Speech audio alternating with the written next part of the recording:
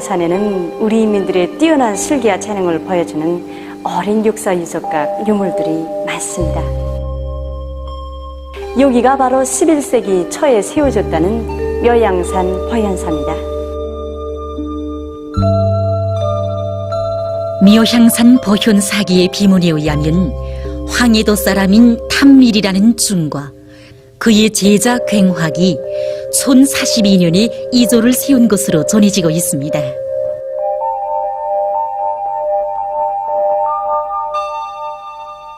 우리 보현사에는 원래 30여 동의 유적 건물이 있었습니다.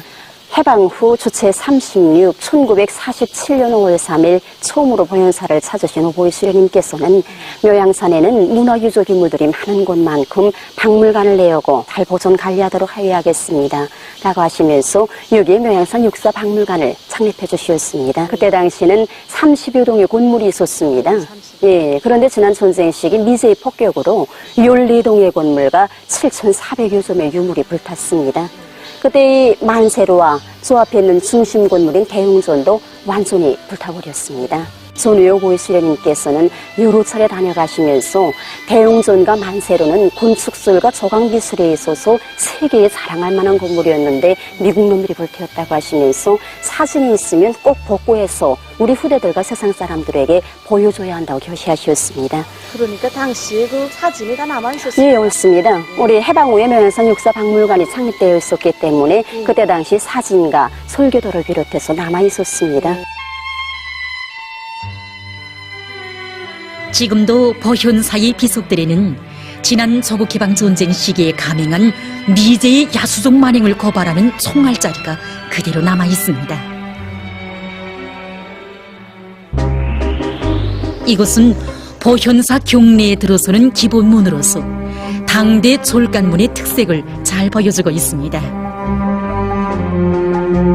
특히 초낙문의 지붕에 새겨진 단청은 18세기에 거쳐 새긴 이후로는 아직까지 한 번도 포색을 하지 않은 채로 생생히 보존되어 있다고 합니다. 옛날 보현사의 중들은 조를 찾아오는 사람들에게 위압감을 주어서 불교를 퍼뜨릴 목적에서 촌왕문에 어마어마하게 큰 초랑의 우상 4개를 배치했다고 합니다.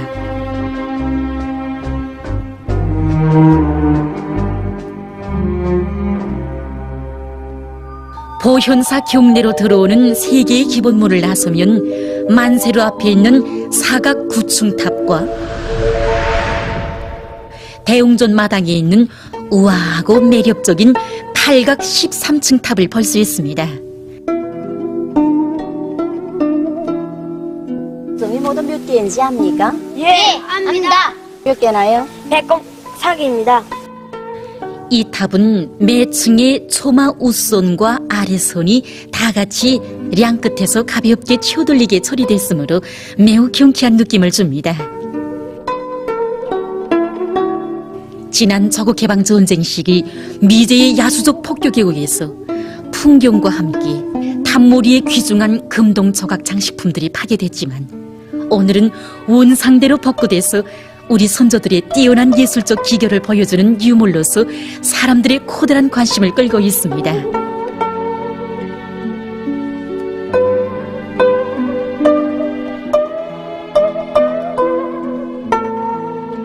고색 창륜한 육사 유적들과 아름다운 자연 경치가 한데 어울린 묘향산 육사박물관의 군에는 마치 한 폭의 미술 작품을 방불케 하고 있습니다.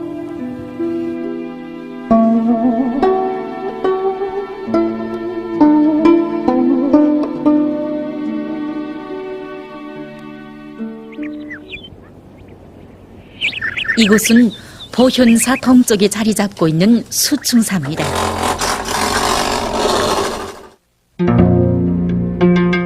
이 건물은 임진조국 전쟁 시기 애국적인 승려였던 소산대사와 그의 제자들인 삼용당, 초용 등을 제사 지내기 위해서 1794년에 지었다고 합니다.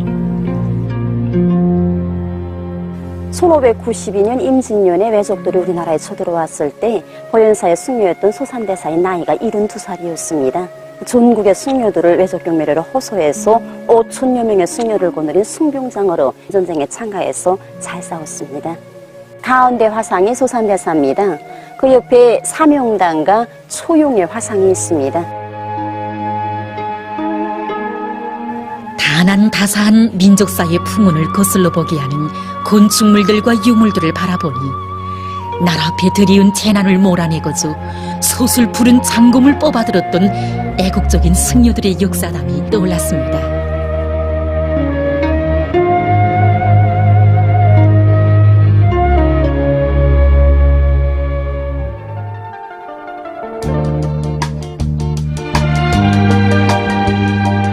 위대한 수룡님께서는 소산대사는 비록 불교를 믿는 중이었지만 임진왜란 때 사명당과 같은 이름 있는 중돌까지 동원해서 승병 부대를 조직해가지고 평양성을 탈환하는 싸움에서 큰功을 세운 애국적인 승려였다고 하시면서 그들의 애국적 활동 자료를 가지고 인민들을 교양하여야 한다고 교시하셨습니다. 민족의 운명을 두고 몸부림친 사람이라면 역사가 알고 후세가 기억하도록 해주시려는 위대한 수령님들의 애국애적의 뜻에 떠받들려 오늘도 수백 년의 역사를 자랑하며 굳건히 서 있는 묘향산 보현사의 오랜 건물들입니다.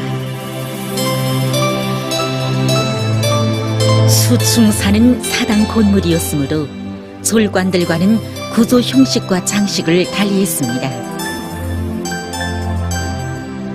두공의 구조 형식은 조선 봉건 왕조 시기 입공 양식의 특징을 보이면서도 수수하고 단출합니다.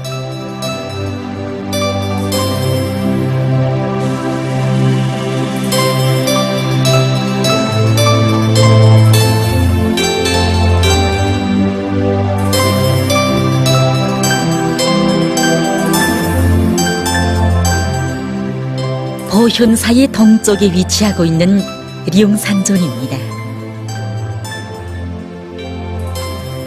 고려 시기에 처음으로 세워지고 18세기에 고쳐 세운 건물입니다.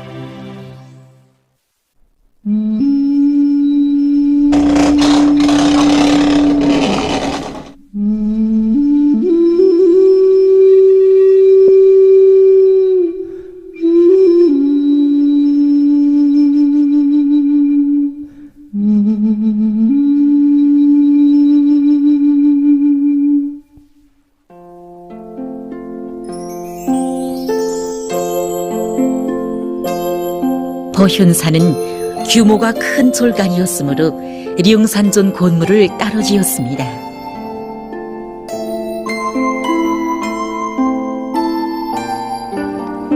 룡산존은 류달리 앞면을 장식하는 데 관심을 많이 돌리는 흔적이 보이는 옛 건물입니다.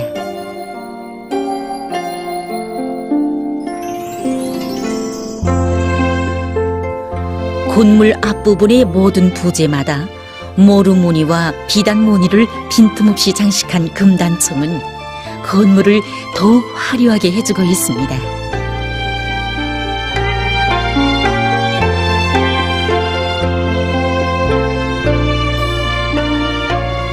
촌 42년에 대웅존을 지을 때 그 동쪽의 부속 건물로 건설됐다는 관음존입니다.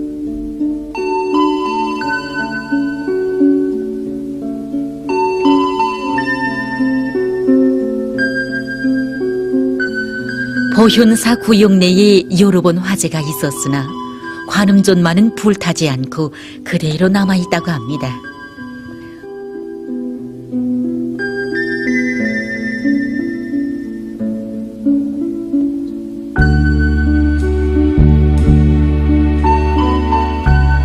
이 건물에는 조선 봉건 왕조 시기 우리나라의 우수한 건축술이 반영되어 있습니다.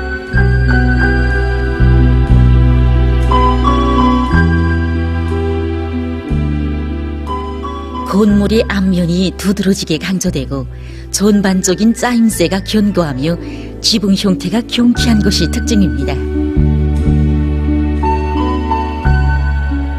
앞마당에는 종월 대보름이나 추석과 같은 민속 명절 때마다 보현사에서 식생활에 이용했던 큰 망돌과 돌졸구가 그대로 남아 있습니다.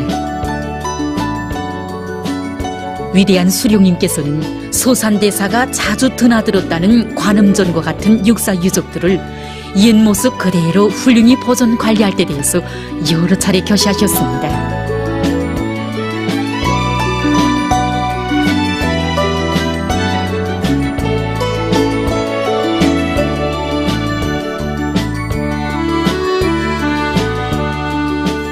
보현사에는 또한 그 유명한 팔만대장경이 보존돼 있지 않습니까? 예, 바로 여기에 보존되어 있습니다. 예. 대장경이란 불교에 대한 내용을 모두 묶은 불교 종합 경전을 말합니다. 8만 요매의 목판으로 인쇄했기 때문에 팔만대장경, 고려식에 나왔다고 해서 고려대장경이라고도 합니다.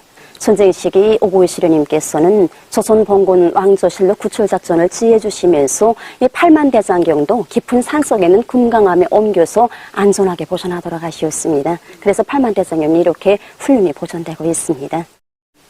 오보이 수련님께서와 위대한 장군님께서는 팔만대장경과 목판 할자는 우리나라 인쇄기술의 발전 면모를 보여주는 귀중한 국보라고 하시면서 잘 보존할 때 대해서 교시를 주시었습니다. 민족의 역사를 전해주는 귀중한 문화재부들은 이렇게 빛을 뿌릴 수 있었습니다. 찬란한 문화를 보여주는 역사 유적들은 이렇게 훌륭히 보존될 수 있었습니다.